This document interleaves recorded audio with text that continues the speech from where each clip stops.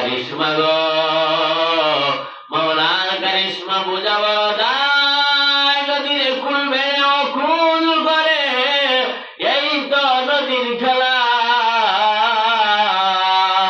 সকালবেলা নদীরে তুই ফকির সন্ধ্যাবেলা। আল্লাহর কেরামতি বড় বুঝা বড় মুশকিল। আল্লাহর নবীর কিস্তি যায় পূর্ব দিয়ে, নদীর স্রোত হইল পশ্চিমে।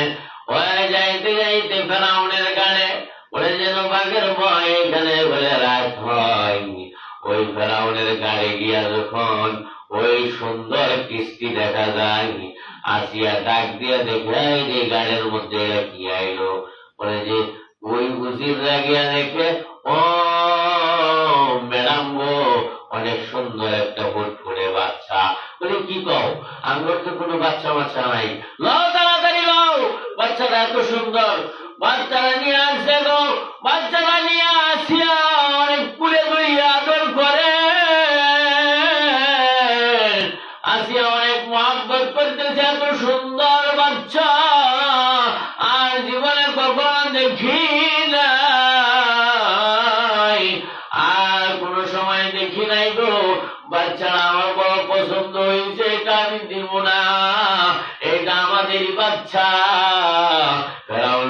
এটা কি করো, এই বাচ্চাই তো আমাদের ধ্বংস করবো। আমি তো এই বাচ্চাই মারতেছি এতদিন ধরে।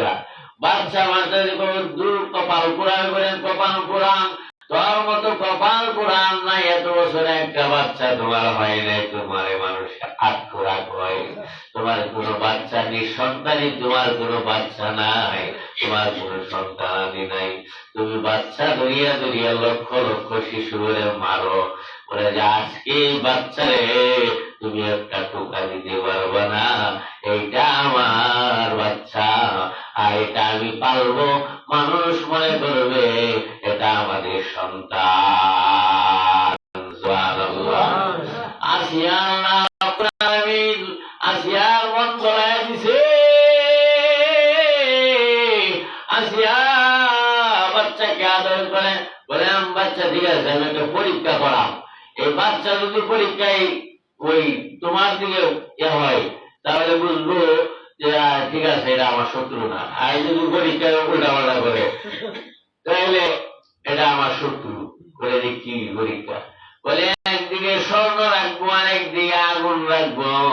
যদি স্বর্ণের মধ্যে জড়িয়ে ফেলে তাহলে বুঝবো এই বাচ্চা ঠিক আছে। ওই কি স্বর্ণের ভিতরে যদি ধরে তাহলে তারা বুঝবো এটা আমার শত্রু। আর যদি আগুনে ধরে না তাহলে কি এটা আমার শত্রু না, বলে বুঝে না। আমি স্বর্ণ ধরে কি করবো, বুঝবে না, বুঝে পরীক্ষা দেবে ঠিক আছে।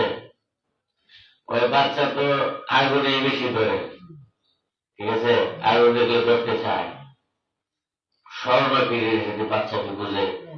কিন্তু মুসা আলাইহিস সালামের সামনে দুইটা জিনিস যখন রাখছে, মুসা আলাইহিস সালাম ওই স্বর্ণের দিকে হাত দিবা যাইতেছে গো, জিবরাইল আল্লাহ ডাক দিয়া কয়, জিবরাইল রে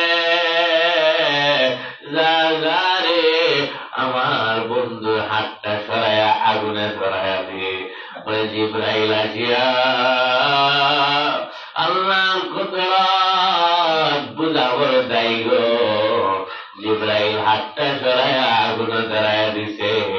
আগুনের বাতিটা দিয়া মুসা আলাইহিস সালাম মুখে দিয়া দিছে। মুখে দেওয়ার সাথে সাথে জিহ্বাটা একটু পড়ে গেছে। এই জন্য মুসা আলাইহিস সালামের জিহ্বাটা একটু পোড়া ছিল।